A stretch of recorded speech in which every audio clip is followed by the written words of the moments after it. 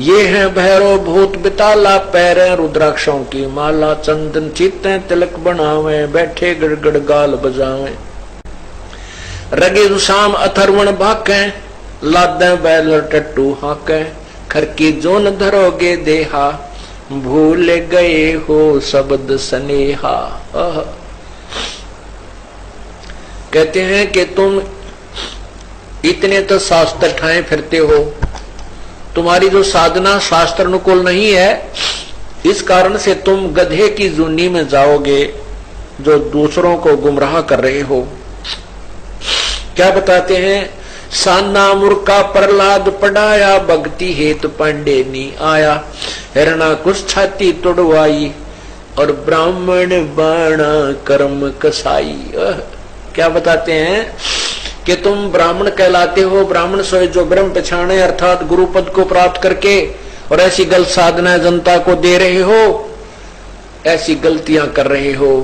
कहते हैं साना मूर्खा प्रहलाद पढ़ाया, भक्ति हेत पांडे नहीं आया, हिरणा कुछ छाती तोड़वाई, और ब्राह्मण बाणा कर्म कसाई। कि ब्राह्मण का तो तुम ढोंग रच रहे हो, ब्राह्मण की पदवी प्राप्त कर रहे हो, और कर्म कसाइयों जैसे कर रहे हो।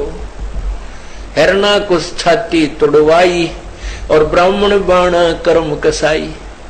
बाणा तो ब्राह्मण का, और जुल्म ऐसे कर रहे हो जिस कारण से हिरण्यकशिपु ने भी छाती तोड़वाई। अब ब्राह्मण किसे कहते हैं, जो परमात्मा की भक्ति की प्रेरणा जिसमें प्रवेश होती है, और स्वयं भी परमात्मा की भक्ति करते हैं, औरों को भी प्रेरणा करते हैं। तो हिरण्यकशिपु ने ब्रह्मा की साधना की, और ब्रह्मा जी ने प्रसन्न होकर के उसको वर दिया। कहते हैं साधक ब्राह्मण, हिरण्यकशिपु वैसे बाद में राक्षस कहलाया, वो कर्म से राक्षस बनता है, कर्म से ही वो उच्च होता है। तो यहां बताते हैं कि हिरण्यकशिपु छाती तोड़वाई, क्यों? क्योंकि ब्राह्मण बाणा और कर्म कसाई। भगत बना, साधना की, वर पाया, और फिर कर्म इसे जुल्म कर दिए। अपने पुत्र के साथ भी जो है ना ऐसे जुल्म कर डाले, दया नाम की चीज नहीं थी। तो उसके लिए कहते हैं कि ब्राह्मण बाणा कर्म कसाई, हिरणा कुछ छाती तोड़वाई। जो गलत काम करके हिरण्यकशिपु ने भी दंड भोगा। रावण ब्राह्मण बहुत तप कीना, महादेव की दीक्षा लेना, रामचंद्र की सीता हरिया, 10 मस्तक मूंधे मुंह पड़िया, यो भी बैदा है वैदे से वेद अलहदा, यो भी बैदा बैदा क्यों जाना, हम सतगुरु बैठे न्यू जाना। रावण ब्राह्मण बहुत तप कीना, और महादेव की दीक्षा लेना, यानी शिव की भक्ति की। और फिर क्या कर्म किया, रामचंद्र की सीता हरिया, ताते मोह मुहाने पड़िया, इसलिए मुंदे मुंह पड़ा, अर्थात अपना सर्वनाश करा दिया। विश्वामित्र सुन विस्तारा, 100 पुत्र वशिष्ठ के मारा, राज ऋषि से बहुत रिसाए, ब्रह्म ऋषि से रीजर जाए, यो भी बैदा है वैदे से वेद अलहदा, यो भी बैदा बैदा क्यों जाना, हम सतगुरु बैठे न्यू जाना। अब क्या बताते हैं कि विश्वामित्र सुन विस्तारा, और 100 पुत्र वशिष्ठ के मारा, राज ऋषि से बहुत रिसाई, और ब्रह्म ऋषि से रीज रिजाई, यो भी बैदा है। विश्वामित्र को वशिष्ठ मुनि जी राज ऋषि कहते थे, और विश्वामित्र कहता था तू मुझे ब्रह्म ऋषि क्यों नहीं कहता, मुझे राज ऋषि क्यों कहता है। विश्वामित्र वशिष्ठ जी कहते थे जब तू ब्रह्म ऋषि बन जाएगा मैं आपको ब्रह्म ऋषि कहूंगा, जब तक आप ब्रह्म ऋषि नहीं बनते मैं आपको ब्रह्म ऋषि नहीं कह सकता। इस द्वेष के कारण वशिष्ठ जी के 100 पुत्रों की हत्या कर दी किसने, विश्वामित्र ब्राह्मण ने। एक दिन वशिष्ठ जी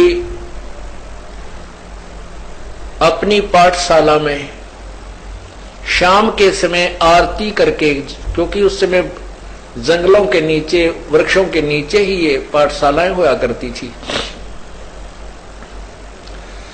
शाम के समय चांदनी रात्रि थी और वृक्ष के नीचे बैठे थे, शाम की आरती वगैरह करके बैठे हुए थे, चर्चा चल रही थी।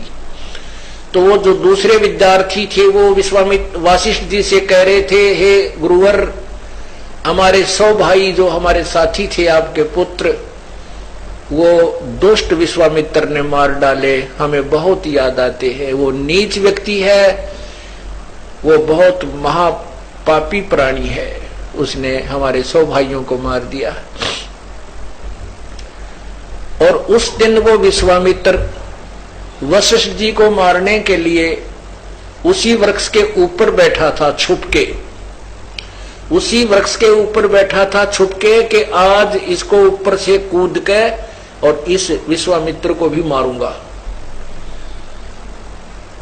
अब विश्वामित्र ऊपर बैठा था, वशिष्ठ जी जब ने कहा उन बच्चों को जो ये कह रहे थे, हे भगवान, हे ऋषि जी, हे गुरुदेव, विश्वामित्र बहुत नीच आत्मा है, बहुत दुष्ट आत्मा है, उसने आपके 100 पुत्रों को मार दिया।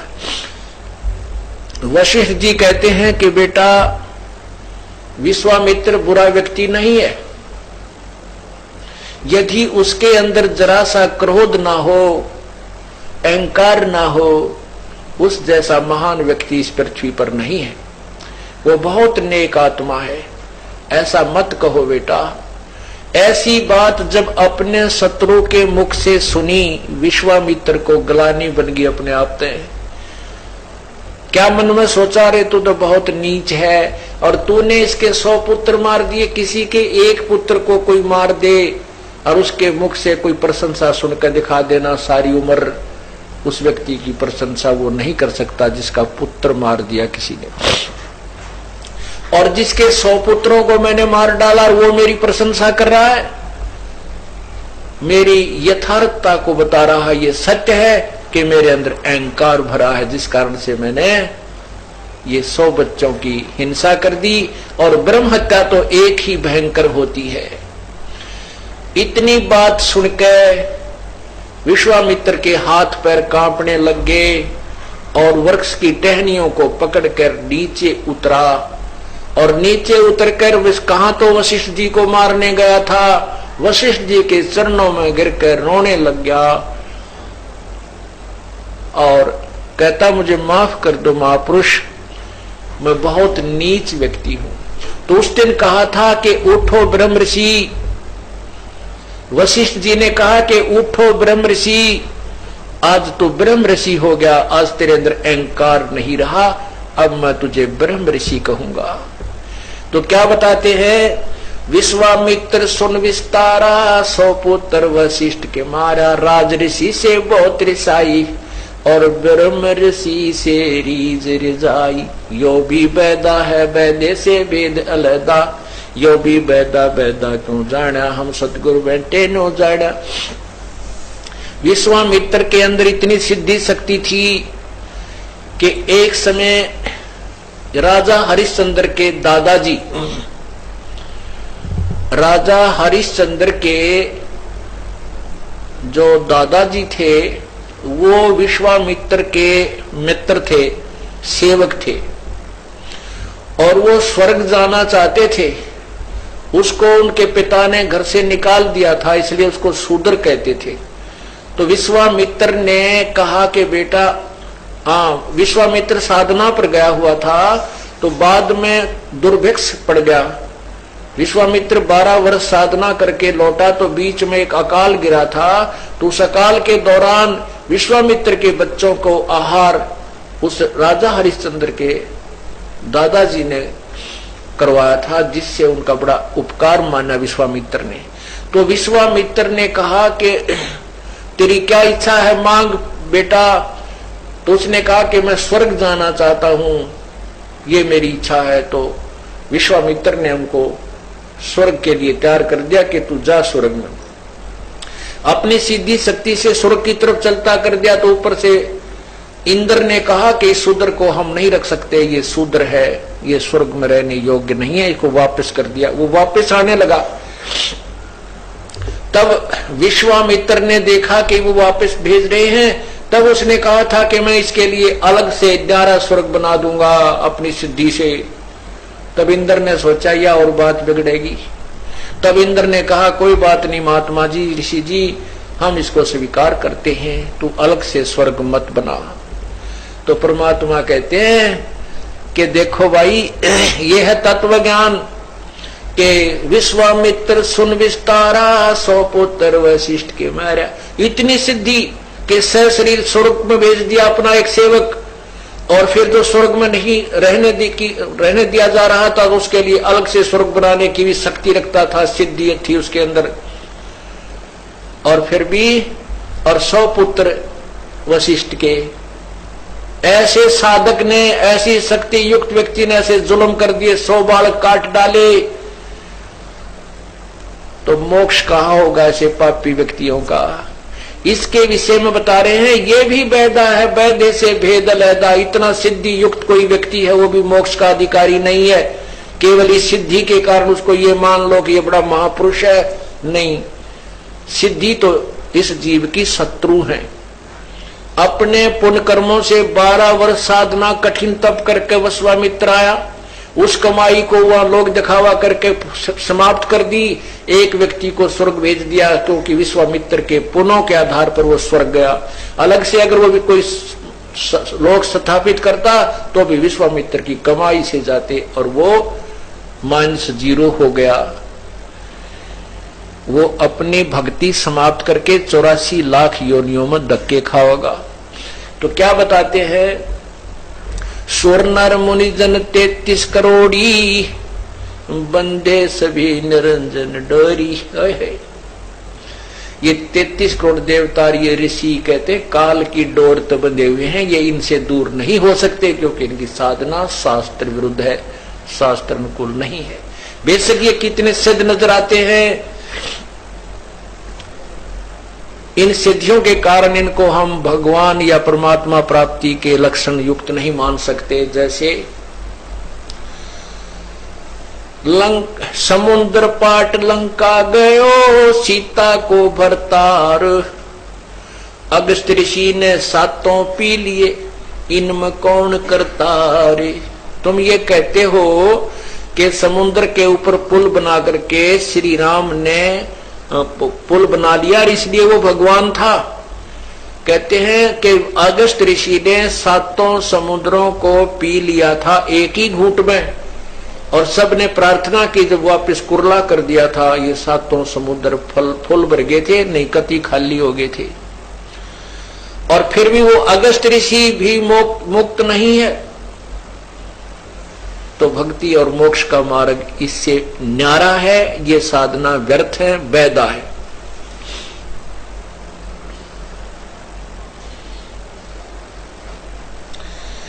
हरिश्चंद्र सतयुग में थे राजा, जिनके कौन बिगाड़े काजा। विश्वामित्र दे तरासी, हरिश्चंद्र बांध बिकाए काशी। यो भी वैदा है, वैदे से वेद अलैदा। अब आपने सुना कि ये साधनाएं जो आपको बताई गई हैं, जो ये इस प्रकार की क्रियाएं करते हैं, ये सब व्यर्थ हैं, ये मोक्षदायक नहीं है। आपने सुबह के सत्संग में सुना था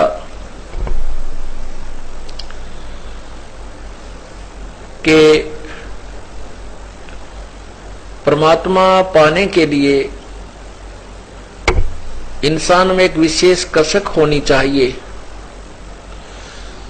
और कोई छोटी मोटी किसी से कोई कथा सुन लेते हैं परमात्मा की महिमा की, उन कथाओं से जो पुण्य आत्मा होती है वो शीघ्र प्रेरित होकर के परमात्मा पाने की तरफ में वो मचलने लग जाती हैं, और उसके बाद वे किसी संत की तलाश करते हैं।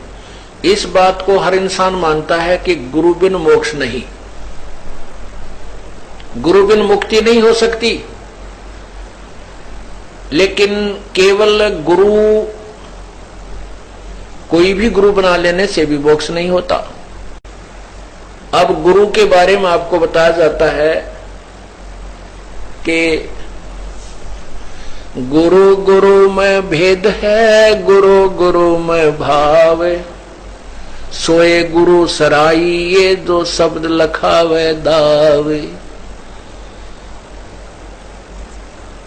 राम कृष्ण से कौन बड़ा, उन्हों भी गुरु कीन, तीन लोक के वे धनी, गुरु अग अधीन।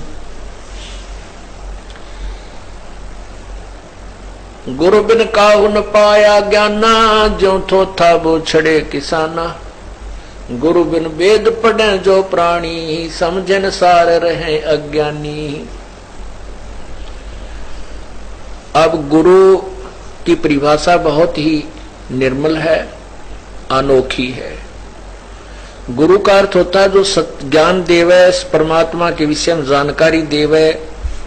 वैसे तो गुरु बहुत हैं, जैसे किसी ने कोई चिनाई का काम सिखा दिया वो भी गुरु है, किसी ने मटके बनाने सिखा दिए वो भी गुरु है, और किसी ने बाल हेयर कटिंग सिखा दी वो भी गुरु है, और अक्सर ज्ञान कराते हैं टीचर वो भी गुरु हैं। ये गुरु अपने अपनी व्यवस्था में हैं। इन गुरुओं से केवल इस मनुष्य जीवन में वर्तमान में ही लाभ होता है, और पूर्ण परमात्मा की प्राप्ति के लिए जो गुरु आपको चाहिए वो आध्यात्मिक गुरु, यहाँ उस गुरु की तरफ संकेत है। गुरु बिन काहू न पाया ज्ञाना, जो थो था वो छड़े किसाना। गुरु बिन वेद पढ़े जो प्राणी, समझे न सार रहे अज्ञानी। अब पूर्ण गुरु, अब सतगुरु क्यों कहना पड़ा? नहीं तो गुरु ही काफी होता है। सतगुरु इसलिए कहना पड़ा परमात्मा ने क्योंकि यहाँ झूठे गुरुओं की कमी नहीं। काल तक की साधना बताने वाले गुरु बहुत हैं, और काल से भी भ्रमित ज्ञान बताने वाले गुरु बहुत हैं, लेकिन सतगुरु इसलिए कहना पड़ा जो इन सब के ज्ञान को फेल करे और शास्त्र अनुकूल साधना पर दृढ़ करे, वो सतगुरु कहलाता है। जब ये प्राणी प्रेरित होकर के परमात्मा प्राप्ति के लिए चल पड़ता है, इसको जैसा भी कोई संत मिल जाता है, स्वयं ज्ञान ना होने से ये उसी प्रकार साधना पर दृढ़ हो जाता है। एक सोभरी नामक ऋषि थे, सोभरी, और वो परमात्मा की तरफ में संत के पास गए। उस संत ने जैसी उसको तपस्या साधना बताई वो दृढ़ होकर लग गए। उन्होंने कहते हैं कि जल में खड़ा होकर के तपस्या की। बाल ब्रह्मचारी था, शादी भी नहीं कराई थी, और एक दरिया में जाकर के वहां तपस्या की बहुत दिनों तक, 10-12 वर्ष तक। वो वहां फिर क्या देखने लगा, कुछ दिन के बाद एक मगरमच्छ था, और उस मगरमच्छ की काफी संतान थी। तो वो मगरमच्छ के पोते पोती, दोते दोती, वो उस मगरमच्छ के आसपास प्यार से घूमती थी, और अपनी दोम से उस मगरमच्छ को प्यार देती थी, लाड करते थे। जैसे पोते पोती को दादा दादी की छाती पर लौट जा, कदे उसके कंधे पर बैठ जा, बैठे गए, तो इस तरह वो प्यार देती थी, और वो मगरमच्छ उनसे बड़ा प्रसन्न रहता था, खुशी मनाता था। अब उस सोभरी ऋषि के मन में यह प्रेरणा होगी, मैं शादी करवाऊं और ब्याह करवा के मेरा पोते पोती हो, और उन पोते पोतिया में दोता दोतियों के साथ ऐसे ही लाड लडाऊं। अब वह छोड़ भक्ति और निकला जलमत बार। कहां पहुंचा? मान धाता राजा के पास गया। अब उन राजाओं को पता होता था कि ये साधु जो आते हैं साधना करके, ये बड़े तोब का गोला होते हैं, एटम बम होते हैं, ये जो भी मुंह से निकाल देंगे वचन वो पार होता है।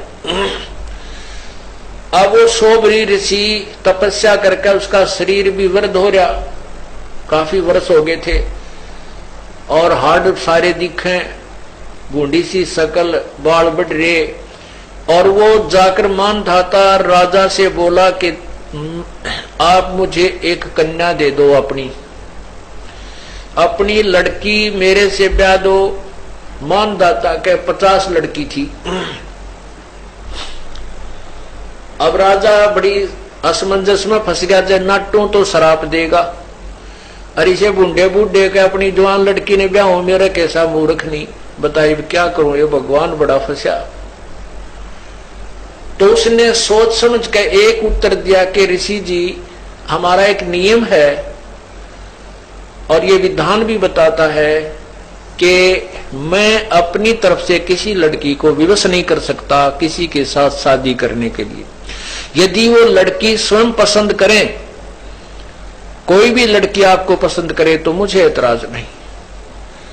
अब राजा ने बेरा था, इसे बूढ़े ने कौन लड़की पसंद करेगी। तो ऋषि बोला जी मुझे मंजूर है, अगर ये आपकी कन्या मुझे पसंद करे तो मेरे से शादी कर लेगी। तो राजा बड़ा प्रसन्न हुआ, भाई ठीक है, कटा टंटा, लड़की को पसंद करेगी नहीं और यह बला टल जाएगी। उसने, क्योंकि उन लड़कियों को एक बड़े महल में रहती थी, वहां पर एक नपुंसक व्यक्ति जो हिजड़ा बोलते हैं, उनको ड्यूटी पर उनके गेट कीपर रखा जाता था। तो उसने उस नौकर को बुलाया राजा ने और कहा कि ऋषि जी को लड़कियों के महल में ले जाओ और ये जो भी लड़की इनको पसंद करेगी इसके साथ उसकी शादी कर दी जाएगी। अब उस ऋषि जी ने अपनी सिद्धि साधना और सारे जीवन की कमाई को कहां बर्बाद करना शुरू किया, अपना सुंदर शरीर बना लिया नौजवान लड़के का। और जो ही उन लड़कियों के महल में प्रवेश किया और उस नपुंसक ने सारी कहानी बताई कि राजा का आदेश है, जो इसको पसंद करेगी उसके साथ शादी कर दी जाएगी। उन 50 की 50 लड़कियों ने उस ऋषि को पसंद कर लिया। अब राजा फंस गया अपने वचन में, सारी कहानी आकर बता दी गई कि आपकी 50 की 50 लड़कियों ने मुझे पसंद कर लिया है। इसकी गवाही सब लड़कियों ने भी दे दी कि हम इसे पसंद करती, क्योंकि सुंदर शरीर बना लिया उस ऋषि ने। अब राजा ने वो फिर साथ भेज दी लड़की, लेकिन आत्मा बहुत रो रही थी, इस कंगाल के साथ ये के खावेंगी मेरी बेटी, कहाँ रहेंगी, कैसे दुख उठाएंगी, जंगल में रहना पड़ेगा। पर चलो इनका भाग था, मैं क्या करूं। अब उस ऋषि ने अपनी कमाई थे, देख काल का जाल है भगवान, उसने क्या किया, वहां जाकर के विश्वामित्र को आदेश दिया कि इन 50 महल बना दे। अब विश्वामित्र जी ने 50 मकान न्यारे न्यारे बना दिए और प्रत्येक में बहुत अच्छे खान पान, सुंदर आहार, फल वगैरह वो वृक्ष लगा दिए। एक दिन मानधाता राजा के मन में ये बात आई कि अभी अपनी कन्याओं को देख करता हूं वो दुखी है या सुखी है। वो जब वहां पहुंचा अपने उस ऋषि के डेरे में, देखा वहां तो पूरी 50 मकान बने हुए, बड़े सुंदर सुंदर, एक कॉलोनी सी बसी हुई है। वो पहली लड़की के मकान में जब गए तो मानधाता राजा ने पूछा, बेटी तुम कुशल तो हो? कि पिताजी वैसे तो हम कुशल हैं, कोई कमी नहीं, लेकिन माता पिता की याद तो आती ही रहती है और बाकी हमें कोई कष्ट नहीं। एक मुझे कष्ट है कि ये मेरा पति मेरे पास ही रहता है, दूसरी बहनों के पास कभी नहीं जाता। अब वो दूसरी कन्या के पास गया तो उसने भी यही कहा, पिताजी हम बहुत सुखी हैं और मुझे एक बात का दुख है कि मेरा पति मेरे ही पास रहता है, दूसरी बहनों के पास नहीं जाता। ऐसे 50 के महल में जाकर उसने देखा कि 50 की 50, क्योंकि एक सिद्धि वो चोले धारे, एक सिद्धि नीतत विचार है, ये सर्व अपनी ही कमाई से ये ड्रामेबाजी करवा देता है काल। अब उसने इतनी कमाई कर ली थी, सोबरी ऋषि ने 50 तो शरीर धारण कर लिए, 50 की 50 औरतों को भोग रहा है और उधर 51वां अलग से और बैठा है। जब मानधाता सब लड़कियों के पास होकर के फिर देखा कि ऋषि तो बाहर भी बैठा है, तब उसके चरणों में मस्तक झुका दिया कि आपकी लीला अपरंपार है। अब उस राजा के लिए तो भगवान सिद्ध हो गया वो सोबरी ऋषि। अब उसकी पोल खुलती है, अब देखना आगे क्या होता है। अब सोबरी ऋषि के 150 लड़के हो गए, 150 बच्चे हो गए, क्यों 50 लड़कियां, 2-2 3-3 बालक हुए, 50 पत्नियां। अब वो क्या सोचता है कि अभी कोई 4 साल वर्ष का लड़का है, कोई 5 वर्ष का लड़का है, ये फिर सियाने होंगे, इनका ब्याह करूंगा, फिर इनके पोते होंगे मेरे, और फिर मैं इनसे प्यार करूंगा। रे तेरा गजब है, मन तो जीवन खो दिया अपना। हो फिर क्या रोता है कि मेरी सारी कमाई बर्बाद होगी, मैं उस मगरमच्छ के संगत में, कुसंगत में अपना सर्वनाश कराया। अगर वो मगरमच्छ को मैं नहीं देखता, वो कैसे अपने पोते पोतिया में मस्त हो रहा था, प्यार से खुश रहता था, आज मैंने अपना सर्वनाश कर लिया। जो 20, 30, 40, 50, 60 वर्ष में जो साधना की थी वो बर्बाद कर दी, वो नष्ट कर दी।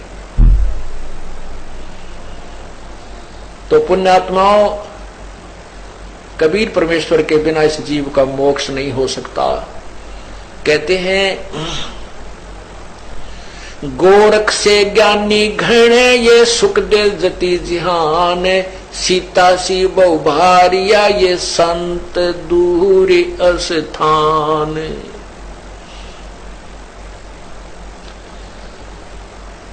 ज्ञानी व्यक्तियों की कमी नहीं, क्यों एक दूसरे में ज्ञानी पाक जाते हैं। जिसने दरासा ज्ञान अधिक है वो दूसरों के लिए विद्वान सिद्ध हो जाता है। कहते हैं गोरख से ज्ञानी गणे और सुखदेव जति जिहान। सुखदेव जैसे व्यक्ति भी बहुत मिल जाएंगे जो परतरिया पर ध्यान नहीं डिगाते, और सीता जैसी पतिव्रता पत्नी भी बहुत मिल जाएंगी, लेकिन संत का बहुत दूर स्थान, यानी संतों के घर बहुत दूर हैं। संत का मिलना बहुत कठिन है। जो ये सत साधना आपको बतावे, ऐसे जंजाल से हटा करके सतमार्ग पर लगाए। मन के मारे बन गए और बन तज बस्ती माही, कह कबीर मैं के करूं यो मन तो माने नहीं। मन को कौन मनावे? पूर्ण संत मनावे, ज्ञान से मनावे।